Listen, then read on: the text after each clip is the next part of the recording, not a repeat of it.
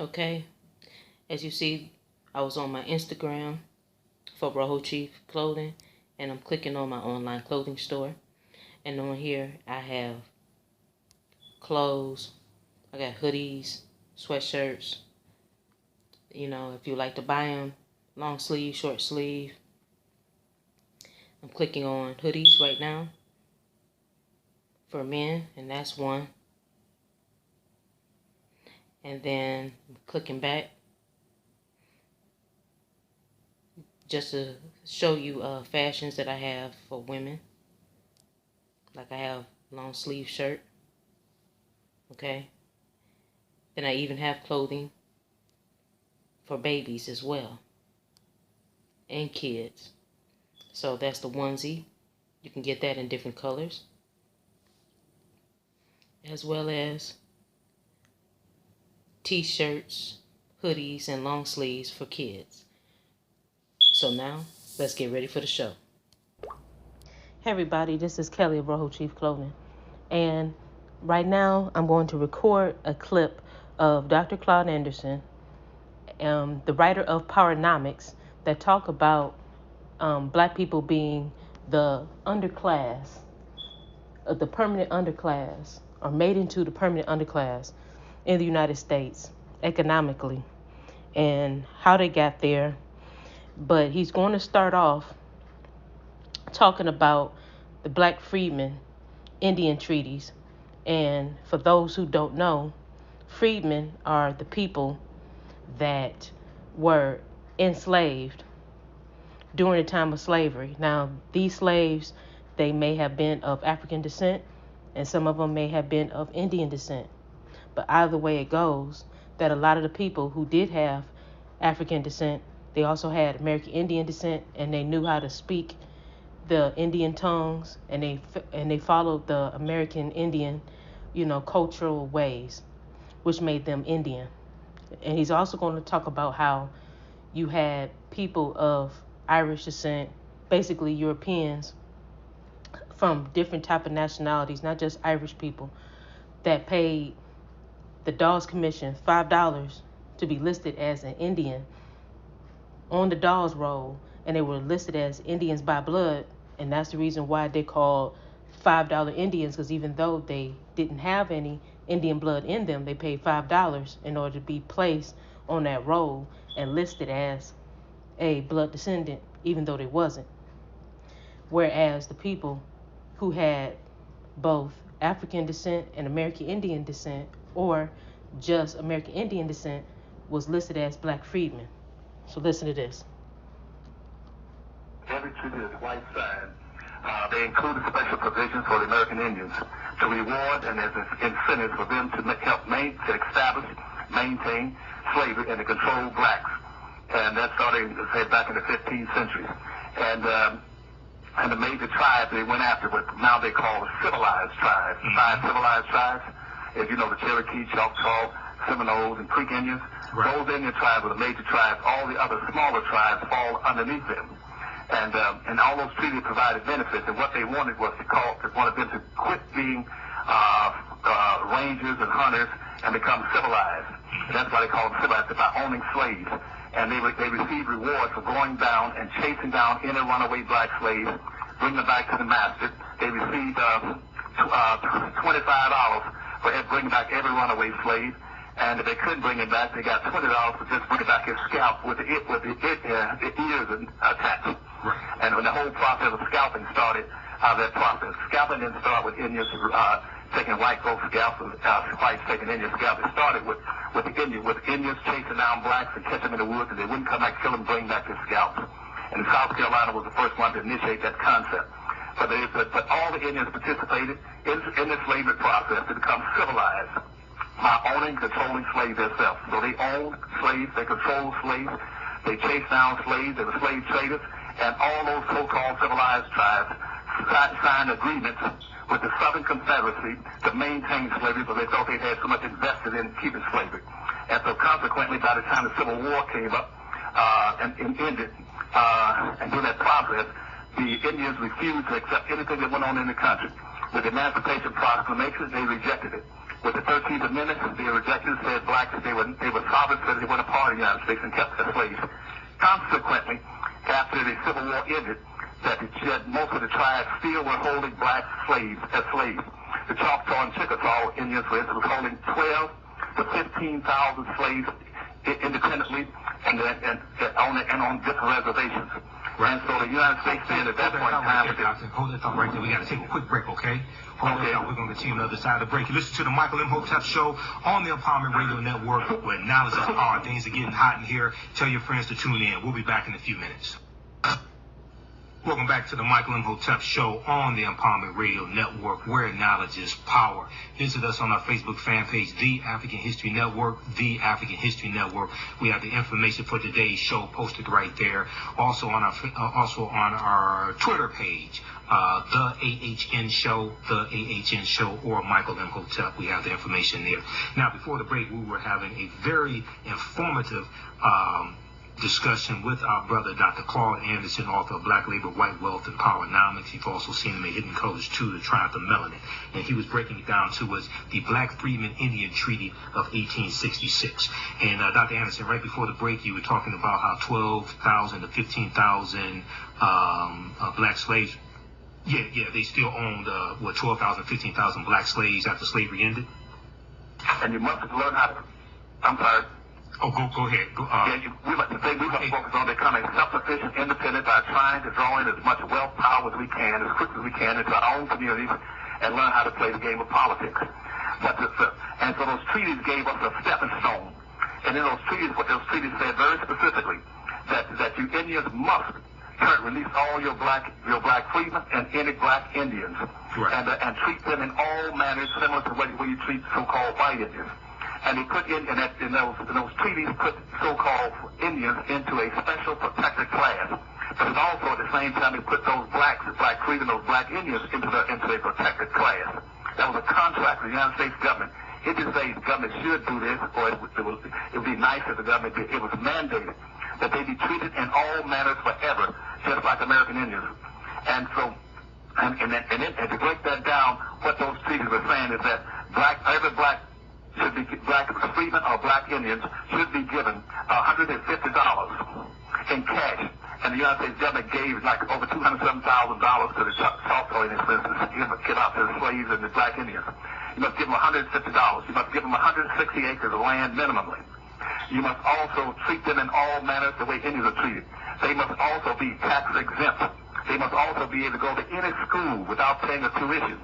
They must also have access to all resources on a reservation. That means they also should be treated with privileges and a protected class to get things from the federal government without competing for them. Just like Obama recently gave out all kinds of radio stations and TV licenses to Indians without they even have to pay for them. They gave them also licenses to set up cable systems. And every year the president has given $3.5 billion to so-called white Indians by inviting them to the White House every December. He's invited 567 so-called white Indians into the White House and given them benefits. And to date it's been almost $15 billion. But never once has he invited any of those blacks into the White House and given them anything. And that is in violation of the mandates of those treaties. That's why we're in the court system right now fighting, because it is a political issue, it's not a legal issue. It's a political issue. And only person in the United States Congressional Black Caucus that's been supporting us has been Maxine Waters, that fully understand it. The rest of your so-called blacks in Congress run and hide in the bathrooms to make sure they don't get involved and say anything about it. And even white congressmen have said, like Representative Cohen out of Memphis, Tennessee, the Dr. Anderson, you all should, black folks have been getting these benefits for the last 150 years. They've been denied to them. And also in those terms of contracts in those treaties, in today's terms, black be able to go into any reservation and get access to the timber, the land, the resource, the salt, the silver, any of those things on the reservation. And they also should have a right now to be able to be federalized, tribalized, and be able to own and operate gambling casinos just like these so-called white Indians.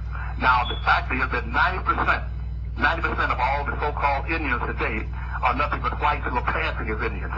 Right. They became passable because of the Dobbs Commission that went into effect starting in the late 1890s, where the required that agents go all over the United States to every tribe and register blacks, any individual having black blood, and giving them, and the black Indians, and giving them a dog number and putting them on the dog roll, which means an account with the government to get benefits and so much money every year. And whites found out about it, and what they did then was they went in there with the dog commissions in many areas. They paid $5 to put their name on the roll and to classify them as an Indian when they weren't. That's why probably 6% of all whites in America will claim they got Indian blood, but they don't. They're what history books call $5 Indians. They paid $5. Their great-great-great-granddaddy paid $5 to get on the dog roll and get that.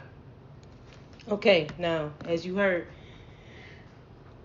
that's what Dr. Claud Anderson said, that a lot of the Europeans or whites in society, once they realized the benefits that the Indians, American Indians, full-blooded American Indians, and mixed American Indians that had African blood in them or European ancestry in them, once they realized the benefits that they were supposed to have of having, 160 acres of land, being given 160 acres of land, $150, as well as being enrolled in the Indian tribe, and also being not taxed by the federal government and being a protected class.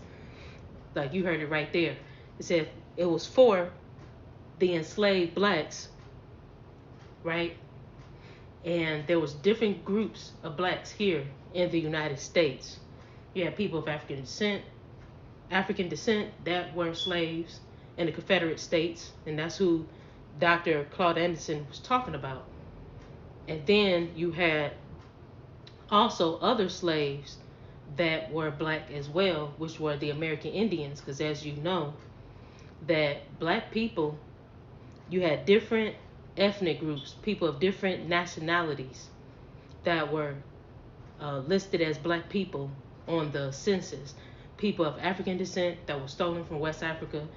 American Indians were also listed as blacks, Negroes, coloreds, and mulattoes, even though they are the indigenous people of the land. You had those slaves, and then you had the black Europeans that were also slaves, and also white Europeans, right, that were slaves. And regardless of what continent you came from, America, for the American Indians, Africa for the Africans, and Europe for the Europeans, regardless of what continent you came from, you were still listed as black on the census, okay, or on slave manifests. Like Africans was listed as blacks, and then people that was on slave plantations, they was listed as blacks, because black is a status for people that was enslaved, which goes back to the Black Christian codes. And I already talked about the Black Christian codes already. So you guys can go and check that video out to see what I mean when I talk about that black is a status that deals with slaves. Just like the Negro laws also was something that dealt with slaves, to govern slaves. And then he was talking about how American Indians, how they owned slaves, right? And they was arguing with the United States because they were basically saying that, look, United States, we're separate from you all. We're sovereign. We don't have to go by your laws, the laws of the United States, which was foreign to that of the American Indian nations, right? Because American Indian nations are sovereign. So these 5 civilized tribes that engaged in slavery in the Southern Confederate States was like, look, we're sovereign. We have our own, and at that time, as you know, the Confederates, the Confederacy was established by the American Indians, and basically they had their own government going on, and they had their own money, which was the Confederate dollars. So you had this sovereign government of people that in today's world they would have called them black people, the American people of American Indian descent, and people of mixed American Indian and European or African descent, that was the Confederates, and that was their government, and they were on the Confederate dollars. Okay? But because of the Civil War, Abraham Lincoln went against the Confederate States. And when he went against the Confederate States, he had announced that all the rebellious states that was a part of the Union, of the United States, that those lands was going to be considered abandoned. And then once Abraham Lincoln considered those lands abandoned, the federal government had confiscated those lands and then made those treaties with the Indian tribes. And then when that happened, the dark-skinned Indians, ones that had 100% American Indian blood in them and ones that were mixed, were classified as black freedmen instead of Indians by blood, right? Meanwhile, you had Europeans who had no Indian blood pay $5 to be listed as Indians on the Dawes rolls. And yet, in conclusion, the point of the matter is that people that are considered as black Americans in the United States, they have American Indian ancestry, right? The vast majority of blacks in America are actually descendants of American Indians, or descendants of American Indians and Africans, or American Indians and Europeans, okay? Or a combination of all three. But the point is, at the end of the day, there's Indian blood in the majority, if not all, of the black Americans in the United States. So these Indian treaties are very important, and the things that he pointed out was that the people that was considered as freedmen, they were supposed to be a protected class of people. They were supposed to be a protected class of people. They were supposed to be not having to pay taxes. They were supposed to be able to have the benefit of not having to, how can I put it, go to school for free, get health care, be able to, make use of the natural resources on the reservation, and also be able to set up a gambling institution if they wanted one. And that these are mandates of the treaties. But yet you have people, a lot of Congress people, both black and white, that don't want to answer this. They don't want to deal with this, even though they're supposed to.